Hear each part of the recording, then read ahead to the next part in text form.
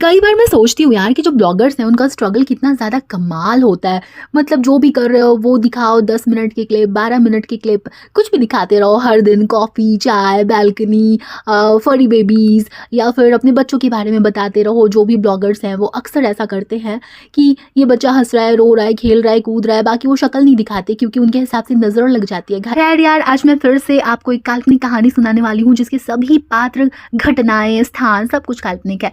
और अगर किसी के साथ भी समानता होती है ना तो उसे मात्र एक संयोग कहा जाए। ये पूरी तरह एक काल्पनिक कहानी है। और इस कहानी में भी यार एक बंदी है जो कि पहले एक्ट्रेस थी और अब वो ब्लॉगिंग करती है। उनके हस्बैंड है, उनके बच्चे हैं घर में, साथ में फरी बेबीज हैं। और जो उनके हस्बैंड है वो काफ़ी बड़े, बहुत फेमस, बहुत ही सेलिब्रिटी टाइप के राइटर है। तो इस वाली स्टोरी में होता ये है, जो भैया हैं उनका बर्थडे होता है। मतलब राइटर बाबू को मैं भैया बोलना पसंद करूंगी और उनकी वाइफ जो इस काल्पनिक कहानी में है उनको मैं भाभी बुलाऊंगी, ठीक है। तो वो दोनों जो है ना यार, इतने खुशी खुशी जीवन व्यतीत कर रहे हैं और लाइफ उनकी थोड़ी सी स्मूथ है ना। वही वाली लाइफ जो जनरली रियल वाले ब्लॉगर्स की होती है ना, कि आराम से बालकनी दिखाई, कॉफी दिखाई और बस लाइफ सेट। फिर एक दिन होता यह है कि जो भैया जी हैं उनका बर्थडे होता है। गाइस, हैप्पी वाला बर्थडे, हाँ हाँ, जन्मदिन, बर्थडे, ठीक है। तो ये होता है कि जो भाभी है मेरी, यानी इस काल्पनिक कहानी की जो नायिका है, जो कि बहुत ज़्यादा मुंहफट है और दिल की बहुत अच्छी है गाइस। तो उन्होंने मेरे भैया के लिए, अर्थात इस काल्पनिक कहानी के नायक के लिए कुछ गिफ्ट लिया था भाई। तो उसमें एक चेन थी जो कि बहुत ज़्यादा स्टाइलिश थी और ब्रेसलेट था। तो ऐसा मैं ये सोच रही थी कि भैया जब भी इस काल्पनिक कहानी में भाभी के लिए कुछ अपनी मर्जी से ले लेते हैं या बहुत प्यार से लाते हैं, तो भाभी पता है उनकी ऐसी की तैसी कर देती है भाई। बहुत सुनाती है, बहुत सुनाती है। उसके बहुत सुनाने के बाद कहती है, अच्छा है, इतने प्यार से लाए हो, हाँ ये वो। तो ऐसा देखने को मिलता है। मतलब इस प्रकार का जो अजीब सा व्यवहार है वो भाभी करती हैं, लेकिन जो भैया हैं उन्होंने गिफ्ट को बहुत ही अच्छे तरीके से, प्यार से, दुलार से ले लिया। पता है क्या, मेरी जो भाभी है इस काल्पनिक कहानी में, उनकी जो जनता है वो पता नहीं कितनी बड़ी हेटर है यार। मतलब वो लोग ऐसा एलिगेशन लगाते हैं ना इस काल्पनिक कहानी में मेरी भाभी के ऊपर कि उनका जो मेल बेबी है, रियल वाला बेबी बॉय है, उसको वो थोड़ा इग्नोर करती हैं और ज़्यादा प्यार लुटाती हैं जो उनकी बेबी गर्ल है उसके ऊपर। और बहुत ज़्यादा बार बार दिखाने का प्रयास करती हैं कि वो बहुत ज़्यादा प्यार करती हैं बेबी गर्ल से। ऐसा उनकी जनता को लगता है इस काल्पनिक कहानी में, और मैं इस बात की कड़ी निंदा करती हूँ। वैसे अंदर की बात क्या है बताऊँ? देखो क्या होता है ना, कि अगर हम बार बार कहते हैं कि हमें तो बेबी गर्ल पसंद है, बेटी पसंद है, लाडो पसंद है, और हम इस तरीके से व्यवहार करते हैं कि हम तो उसे ज़्यादा प्यार करते हैं, हम उसको ज़्यादा इंपॉर्टेंस देते हैं, तो इससे भी हम एलीट नज़र आते हैं।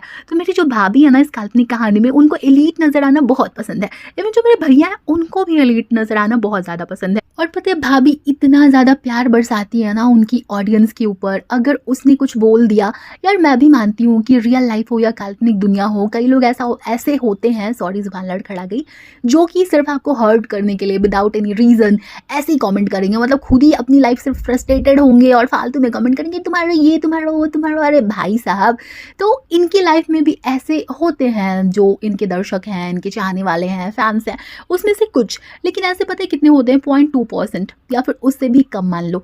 बहुत सारे लोग ऐसे होते हैं जो किसी भी ब्लॉगर को अगर बहुत लंबे समय तक देख रहे होते हैं तो उनको उनसे प्रेम हो जाता है। तो इसी वजह से वो कुछ भी अगर उल्टा पुल्टा दिखाते हैं तो इसी वजह से वो टोकते भी हैं यार। नहीं तो आजकल की भाग दौड़ भरी ज़िंदगी में अब बताओ, अगर एक कमेंट के ऊपर 100 से ज़्यादा लाइक्स आ रहे हैं तो इसका क्या मतलब है कि उतने सारे लोग उस बात इत्तेफाक रखते हैं, अग्री करते हैं उस बात से।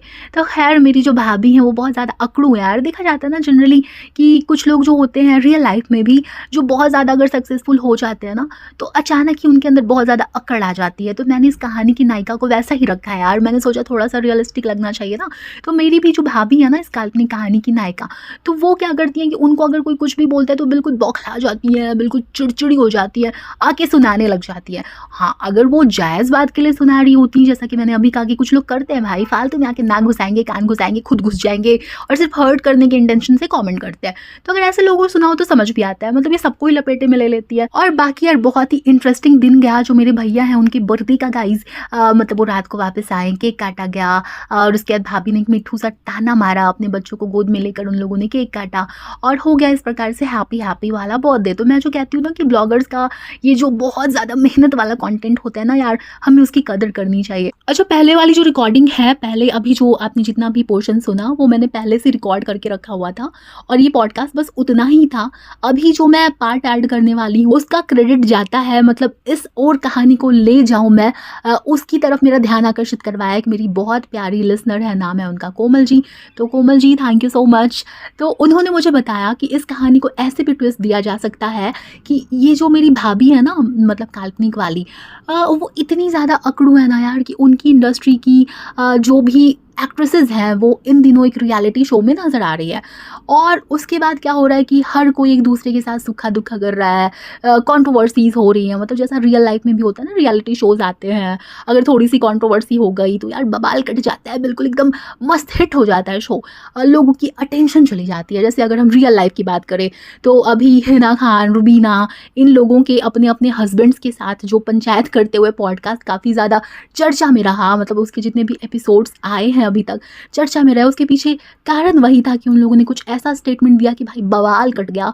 तो उसी प्रकार से कोमल जी ने मेरा ध्यान आकर्षित करवाया कि यार ये जो है ना मेरी भाभी, उनका नेचर ऐसा है कि उनको उस वाले रियलिटी शो में, इस काल्पनिक दुनिया में इन्वाइट ही नहीं करवाया गया है।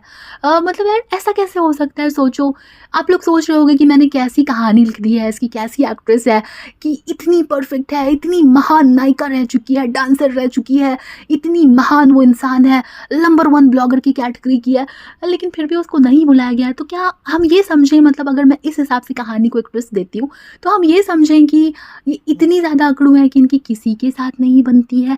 क्योंकि जैसा कि मैंने तुम लोगों को बताया है कि ये एक ज़माने में बहुत बड़ी फेमस डांसर रह चुकी हैं, तो ऐसे में यार आपके कॉन्टैक्ट्स होते हैं, लेकिन वो विधि का विधान बोले या फिर हम पता नहीं उसको क्या बोले, कि कुछ लोग जो होते हैं ना, जो अपनी सक्सेस को अपने सर पे सवार कर लेते हैं, तो लोग इसी प्रकार से उनको अपनी लाइफ से निकाल के बाहर फेंक देते हैं। क्योंकि कायदे से तो यार बुलाना चाहिए ना मेरी भाभी को भी उसमें, क्योंकि बहुत पुरानी पुरानी जो एक्ट्रेसेस हैं उनको भी बुलाया जाता है इस प्रकार के रियलिटी शोज़ में। हम जिनको नहीं पता कि कांदा बात क्या कर रही है, तो वो मेरे पुराने वाले पॉडकास्ट देख लेना, जो भी काल्पनिक कहानी के ऊपर मैंने बना रखा है, ठीक है। बाकी तो मेरी जनता बहुत समझदार है, पता है मेरी भाभी को क्या क्या सुनना पड़ता है।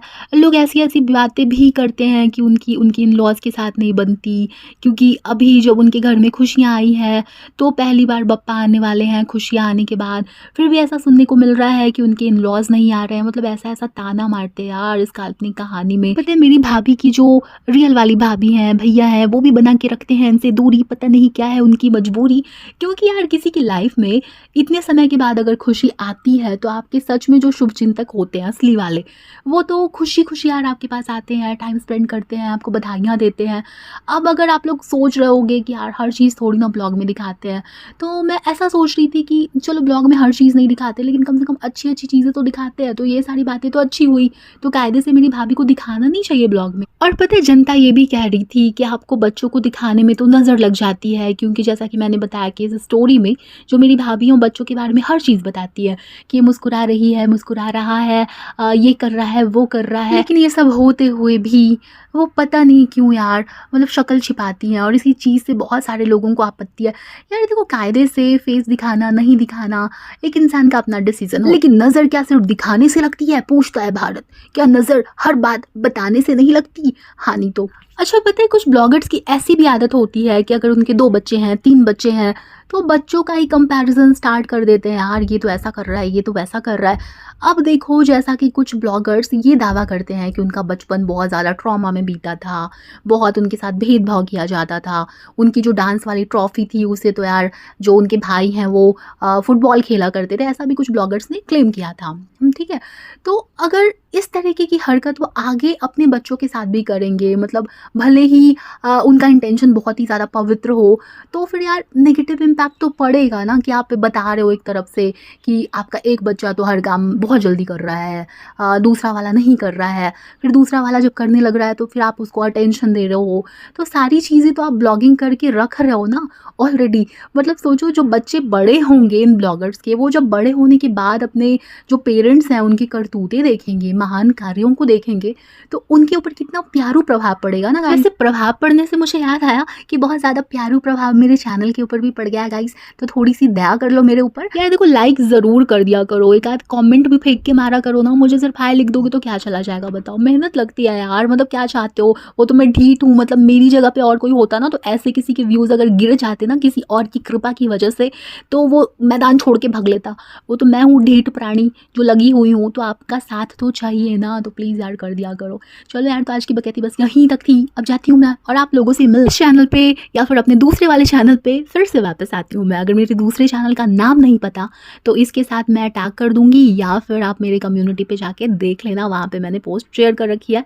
नाम है अनियन मेरा नाम उस चैनल का, या फिर द गॉसिप रेडियो सर्च करोगे तो भी मिल जाएगा, उसके ऊपर भी मैं पॉडकास्ट डालती हूँ। Thank you so much guys for your support and प्यार। फिलहाल के लिए नमस्कार। चालू आप ही के अंदाज में बोलें तो टैटू फ्रेंड्स।